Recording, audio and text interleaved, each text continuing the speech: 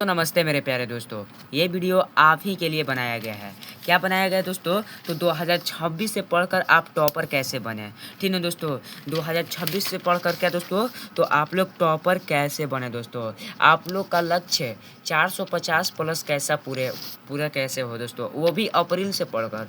वो भी कहाँ से पढ़कर दोस्तों, तो कब से, तो अप्रैल से पढ़कर आप अपने 450 प्लस लक्ष्य को कैसे पूरा कर सकते हैं। सर हमें टॉपर बनना है, टॉपर बनने के लिए हमें कितने घंटे पढ़ना चाहिए क्या दोस्तों, तो हमें कितने घंटे पढ़ना चाहिए सर, ये बता दीजिए। अभी से कितना मेहनत करना चाहिए क्या दोस्तों, क्या सर अभी से ही मुझे क्वेश्चन बैंक को सॉल्यूशन करना चाहिए सर, और कौन से बुक को हमें पढ़ना चाहिए क्या मेरे प्यारे साथी, तो सर हमें कौन से बुक को पढ़ना चाहिए, तो आज के इस वीडियो में हम आप लोगों को बताने वाले हैं दोस्तों।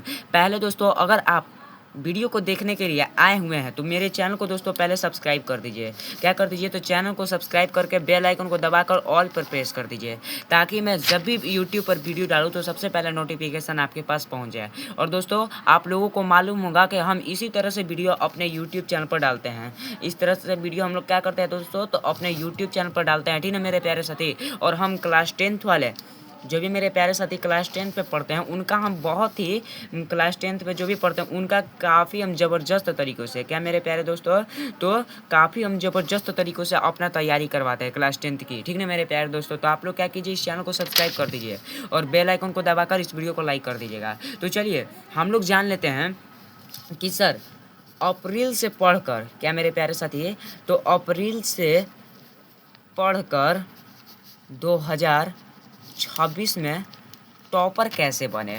ठीक है मेरे प्यारे दोस्तों, देखिए 2026 में टॉपर कैसे बने अप्रैल से पढ़कर। हमें क्या करना होगा सर 2026 में, क्या मतलब कैसे करना होगा, हमें टॉपर बनना है। हमें क्या करना है सर, टॉपर बनना है। इस बार हमें कितना 450 प्लस लाकर हमें टॉप 10 में शामिल होना है। ठीक है दोस्तों, अगर आप सबसे हाई, अगर ऊंचा पोस्ट पर अगर काम करना चाहते हैं कि सर 490 प्लस इस बार टारगेट है मेरा, किसी तरह से हर हाल में लाना है, तो आप लोगों को इस वीडियो में बहुत ही ज़बरदस्त तरीक़ों से हम समझाएंगे।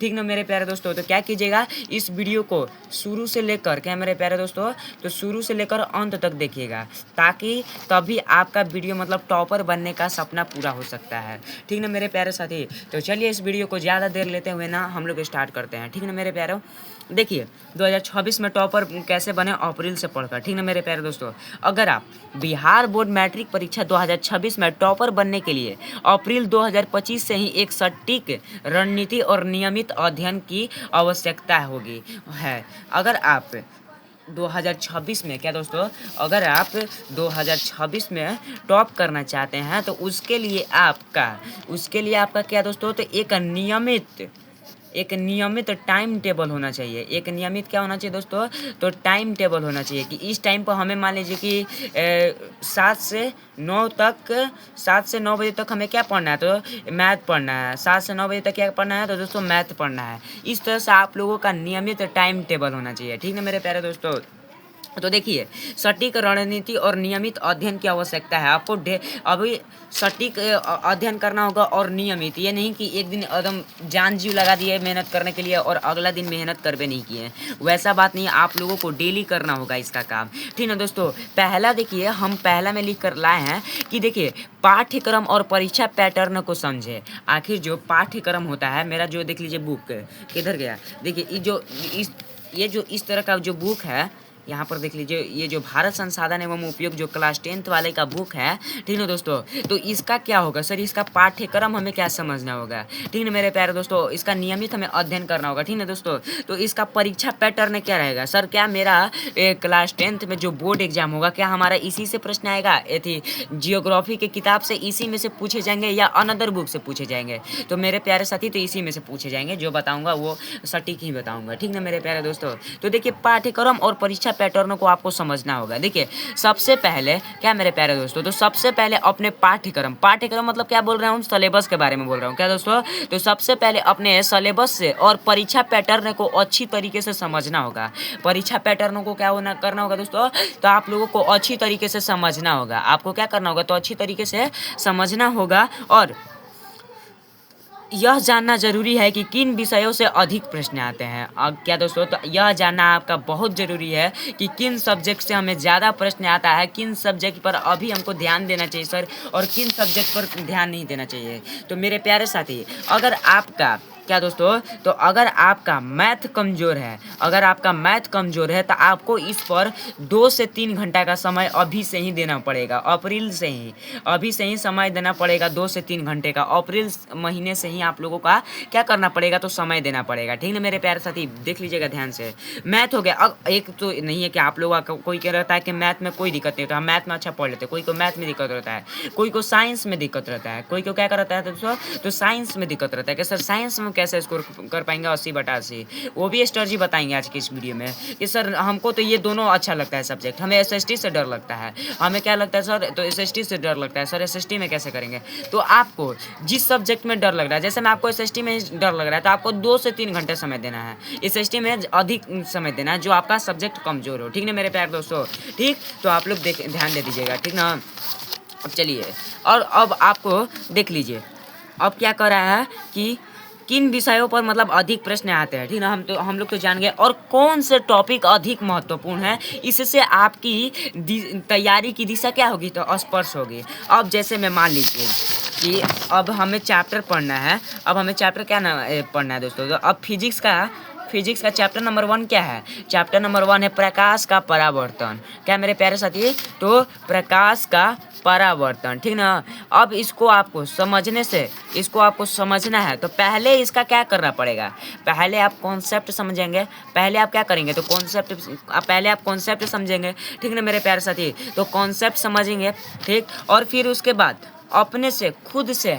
समझ के आप अपने से ही हैंड राइटिंग नोट्स तैयार करेंगे, ठीक ना मेरे प्यारे दोस्तों। तो आपको ये काम करना जरूरी होगा, पहले आपको रणनीति तैयार करना होगा, पहले आपको क्या करना होगा, तो दोस्तों रणनीति तैयार करना होगा, आप लोगों को मालूम होगा, ठीक ना जी। अब देखिए, अब हम लोग का बात आती है कि क्या सर, क्या आप बता सकते हैं कि क्या हमें एनसीईआरटी किताब का हमको अध्ययन करना पड़ेगा या अनदर बुक का। अब जैसे मैं मान लीजिए कि एक बुक आता है, एक बुक क्या होता है, तो एक साइंस का बुक आता है, एक जो साइंस का बुक आता है मेरे प्यारे साथी। अभी तो मेरे पास बुक अवेलेबल है पर ऑफिस में है, ठीक है दोस्तों, तो मैं घर पे ही वीडियो बना रहा हूँ, ठीक। तो नहीं देखिए, अब साइंस का बुक है, अब साइंस का एक एनसीईआरटी बुक आता है, साइंस का क्या आता है जी, तो एक एनसीईआरटी बुक आता है, और एक बुक आता है मेरे प्यारे साथी भारतीय भवन। एक बुक क्या आता है दोस्तों, तो भारतीय भवन, ठीक ना दोस्तों, एक यही बुक आता है। तो क्या सर हमें एनसीईआरटी पढ़ना चाहिए या भारतीय भवन बुक पढ़ना चाहिए। तो मेरे प्यारे साथी, मैं आप लोगों को बता दूं कि अगर आपको परीक्षा में अगर अच्छे से अच्छे अंक स्कोर करना है, 450 प्लस अंक के, ठीक है मेरे प्यारे साथी, तो पहले आप लोगों को एनसीईआरटी बुक को पढ़ना होगा, क्योंकि पहले जानना होगा कि एनसीईआरटी में क्या मतलब हमें पढ़ना है। अगर आपको पूरा डिटेल पढ़ना है, हर एक कॉन्सेप्ट को समझना है, अगर आपको डिटेल पढ़ना है, मतलब आगे भी काम दे, तो आपको दोस्तों ये एनसीईआरटी चैप्टर को यूज करना है, पर भारतीय भवन को बुक से पढ़ना होगा। क्यों भारतीय भवन से बुक से पढ़ना होगा, क्योंकि इसमें अधिकतर क्वेश्चन रहते हैं। इसमें क्या रहते हैं दोस्तों, तो अधिकतर क्वेश्चन रहते हैं, जो परीक्षा में आने वाला है वो भी रहते हैं, और जो नहीं आने वाला है वो भी रहते हैं, ठीक है मेरे प्यारे साथी। तो आपको ये समझना बहुत ज़रूरी है, ठीक। तो दोस्तों आप लोग देख लीजिएगा, समझ लीजिएगा। और दोस्तों देखिए, बिहार बोर्ड की परीक्षा में अधिकतर प्रश्न कहाँ से आते हैं, तो एनसीईआरटी किताब के ही प्रश्न से आते हैं। अधिकतर प्रश्न कहाँ से आते हैं मेरे प्यारे दोस्तों, तो एनसीईआरटी की किताब से ही आते हैं। इसलिए इन पुस्तकों को गहराई से आपको क्या करना पड़ेगा, तो अध्ययन करना पड़ेगा। अब जैसे मैं मान लीजिए कि ये एनसीईआरटी का बुक हो गया, ये क्या हो गया, तो एनसीईआरटी का बुक हो गया, तो हमें इसको क्या करना पड़ेगा, तो हमें इसको गहराई से पढ़ना पड़ेगा, इसको हर एक कॉन्सेप्ट। ये बुक जो है, ये तो मान लीजिए हमारा जियोग्राफी का बुक है, हमें भारत संसाधन एवं उपयोग है, ये मेरा बुक का नाम है। और इसमें मेरे प्यारे साथी, इसमें 2 बुक आ जाता है, एक तो जियोग्राफी का है, और इसमें एक आपदा प्रबंधन पढ़ना रहता है। इसमें क्या पढ़ना रहता है दोस्तों, तो आपदा प्रबंधन पढ़ना रहता है, जो कि हमें इस बुक को 1 साल के अंतर्गत में ख़त्म करना रहता है, और हर एक कॉन्सेप्ट को सीखना पड़ता है दोस्तों। इसलिए दोस्तों ये हर एक टॉपिक को आपका जानना बहुत ही ज़रूरी होगा, ठीक ना। अब चलिए हम लोग जान लेते हैं, और इन्हें बार बार अध्ययन करना पड़ेगा। इन्हें क्या दोस्तों, ये नहीं कि चलिए एक बार हम ख़त्म कर दिए, हो गया मेरा काम, नहीं। अगर आप देख लीजिए, अगर आप भारत संसाधन एवं उपयोग, जो पहला चैप्टर है भारत संसाधन एवं उपयोग, अगर आप इस चैप्टर को पढ़ते हैं तो मान लीजिए कि हम तो पढ़ लिए, एक चैप्टर हम लोग सब्जेक्टिव पढ़ लिए, ठीक। अब हमको बुक खत्म हो गया, 3 महीने के अंतर्गत हम जियोग्राफी का बुक क्या कर दिए, तो सब्जेक्टिव पढ़ के खत्म कर दिए। तो उसको आपको छोड़ नहीं देना है ना, तो आप भूल जाइएगा, उसको आपको छोड़ एकदम नहीं देना है, क्योंकि उसको फिर से दोहराना है। उसको क्या करना है दोस्तों, तो फिर से दोहराना है, ठीक ना दोस्तों। तो आप लोग याद रखिएगा, उसको फिर से क्या करना है, तो दोहराना है, ठीक ना मेरे प्यारे दोस्तों। अब हम लोग चलिए जान लेते हैं कि सर अब हमें आगे क्या करना पड़ेगा। तो अब हमें आगे पढ़ना पड़ेगा दोस्तों, क्या देखिए, स्वयं के नोट्स बनाएं। आपको देखिए किसी किताब के निर्भर पर नहीं रहना है। ये जो हमारा बुक हो गया, अभी तो मैंने बुकिंग के बारे में बता रहा था, इसको आपको क्या करना है, तो खुद से पढ़ना है। ये जो भारत क खंड क है, इकाई 1 भारत संसाधन एवं उपयोग, ये जो संसाधन का महत्व है, पहले आप लोगों को क्या करना है, तो पहले संसाधन के महत्व के बारे में जानना है, फिर उसके बाद में क्या करना है, हम उसको कॉन्सेप्ट को समझेंगे और आपको क्या करना है, खुद से नोट्स तैयार करना है। अपना सेल्फ नोट्स होगा तो आपको रिविजन करने में दिक्कत नहीं होगी। जब आप याद करने बैठिएगा तो अगर खुद से अगर अपने हैंड राइटिंग से नोट्स तैयार किया हुआ रहेगा ना, तो आपको तुरंत याद हो जाएगा। जो आपको अगर किसी दूसरे के नोट्स से याद करने में अगर 10 मिनट लग रहे हैं, अगर आप खुद के कॉपी में अगर नोट्स बनाकर तैयार करके याद कर रहे हैं ना, तो आपको यहाँ 2 से 3 मिनट के अंतर्गत में आपको प्रश्न याद हो जाएगा। तो आपको ये स्ट्रेटजी पता होना चाहिए, ठीक ना मेरे प्यारे साथी। तो उम्मीद करते होंगे दोस्तों यह वीडियो आप लोगों के लिए काफ़ी लाभदायक होगा। इसलिए दोस्तों अभी तक मेरे चैनल को सब्सक्राइब नहीं किया है तो चैनल को सब्सक्राइब कर दीजिएगा, ताकि जब भी वीडियो डाले तो सबसे पहले नोटिफिकेशन मिल जाए। और दोस्तों मैं क्लास 10 का तैयारी भी करवाने वाला हूँ बहुत ज़बरदस्त तरीक़ों से, ठीक है मेरे प्यारे साथी। तो अब देखिए, अब हमें करना क्या पड़ेगा सर, अब हमें क्या करना पड़ेगा, तो कठिन विषय पर ज़्यादा ध्यान देना होगा। मैंने तो शुरू ही बार में बताया था कि कठिन विषयों पर क्या करना होगा, तो ज़्यादा ध्यान देना होगा। जैसे मैं गणित हो गया, विज्ञान हो गया, समाज, जो भी आपका सब्जेक्ट कठिन हो, उस पर क्या करना पड़ेगा मेरे प्यारे साथी, तो ज़्यादा ध्यान देना पड़ेगा। उसमें क्या करना पड़ेगा, तो ज़्यादा ध्यान देना पड़ेगा, ठीक ना। तो तभी आपका टॉपर बनने का सपना पूरा होगा 2026 में, ठीक। अब देखिए आगे क्या करना है कि नियमित अध्ययन करें और टाइम टेबल बनाएं। अगर आप खुद से नियमित अगर पढ़ रहे हैं तो आपको एक तरह से टाइम टेबल बनाना होगा। जैसे मैं हमको दिन में पढ़ रहे हैं क्या दोस्तों, तो हम दिन में पढ़ रहे हैं, तो आपको दिन में 4 घंटा का आप रिकॉर्ड बना लीजिए। 4 घंटा का रिकॉर्ड बना लीजिएगा कि 2 घंटा हम SST पढ़ेंगे, 2 घंटा हम मैथ पढ़ेंगे। और फिर एक रात का क्या कर लीजिए, एक रात का 4 घंटा का टाइम बना दीजिए। एक रात को क्या कर दीजिए, देखिए यदि 7 से लेकर 4 तक, यानी कि 11 बजे तक आप टाइम टेबल बना लीजिए। और 11 बजे में कहिए कि हमें इसमें साइंस पढ़ना है और इसमें हमें और जो अनदर सब्जेक्ट पढ़ना होगा, जैसे में हिंदी हो गया, ठीक। ये जो अभी 4 सब्जेक्ट है, इस पर आपको विशेष करके ध्यान देना है, ठीक ना जी। तो अभी आपका, और देखिए ये जो संस्कृत है, इसमें ज़्यादा चैप्टर नहीं है, इसमें तो आप आराम से ही कवर कर लेंगे, ठीक ना। इसमें ज़्यादा नहीं है, व्याकरण पढ़ना रहता है और 14 चैप्टर केवल आपको कंप्लीट करना रहता है, ठीक ना। तो आप लोग आराम से आप इसका क्या कर सकते हैं, तो नंबर उठा सकते हैं, ठीक मेरे प्यारे साथी।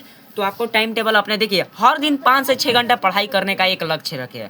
हर दिन क्या करना है आपको, तो 5 से 6 घंटा पढ़ाई करने का आपको लक्ष्य रखना है और एक सटीक टाइम टेबल बनाए और उसका पालन करें, ठीक ना। आप हमको अभी तुरंत बताएं कि उसका सटीक टाइम टेबल का आपको बनाना है और आपको क्या करना है, तो उसका पालन करना है। और देखिए उसको पालन करने से आपका क्या होगा कि नियमित अध्ययन से आपकी जो याददाश्त है, ये जो आपका दिमाग है, उसमें क्या होगा, तो आपका मजबूत होगी। आपको पढ़ाई में आपको क्या लगेगा, तो आपको पढ़ाई में मन लगेगा। आपको क्या लगेगा दोस्तों, तो आपको पढ़ाई में मन लगेगा। ये जो आपका याददाश्त है ना, अगर आपको इसको तेज बनाना है तो आपको डेली प्रतिदिन मेहनत करना होगा। अगर आप चाहे आप 10th में हो या आप 8 में हो, क्यों ना आप 6 क्लास में हो, तो अगर आपको 6 में पढ़ना है तो ज़्यादा नहीं, 2 से 3 घंटा पढ़ना है और 2 से 3 घंटा को हर एक कॉन्सेप्ट को समझना होगा, तब आपको समझ में आएगा। और हाँ, ये नहीं कि मान लीजिए हम 1 घंटा यहाँ से पढ़े और चले कहें कि चलो 1 घंटा थोड़ा घूम के आ जाते हैं बाहर से, ये नहीं। क्योंकि अगर आप 1 घंटे के अंतर्गत